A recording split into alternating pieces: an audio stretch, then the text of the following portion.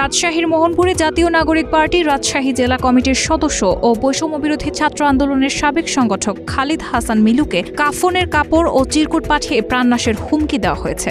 একই রাতে তার বাড়িতে পেট্রোল ঢেলে অগ্নিসংযোগের চেষ্টা চালানো হয়। ঘটনাটি ঘটে শনিবার ৯ আগস্ট রাতে ধুরইল গ্রামে। পরদিন রোববার বিষয়টি নিশ্চিত করে মোহনপুর থানার ভারপ্রাপ্ত কর্মকর্তা আতাউর রহমান জানান, ঘটনাস্থলে পুলিশ পাঠানো হয়েছে এবং অভিযোগ পেলে আইনগত ব্যবস্থা নেওয়া হবে। খালিদ হাসান মিলু জানান, রাত 11:30টার দিকে বাসায় ফেরার কিছুক্ষণ পর বাইরে থেকে একজন অপরিচিত কণ্ঠে ডাকে। বারান্দায় গিয়ে তিনি দেখতে পান বাড়ির টিনের সঙ্গে থাকা কাঠের আড়ায় আগুন জ্বলছে এবং চারপাশে পেট্রোলের গন্ধ। তিনি প্রথমে প্রতিবেশীদের ডাকেন, পরে ধুরইল বাজারের নৈশ প্রহরী ঘটনাস্থলে আসেন। পরে বাড়ির সামনে একটি পলিথিনে মোড়ানো সাদা কাফনের কাপড় ও একটি চিরকুট পাওয়া যায়, যাতে লেখা ছিল, প্রস্তুত হ রাজাকার, বাপ মায়ের দোয়ানে, তোদের দিন শেষ, জয় বাংলা, জয় বঙ্গবন্ধু।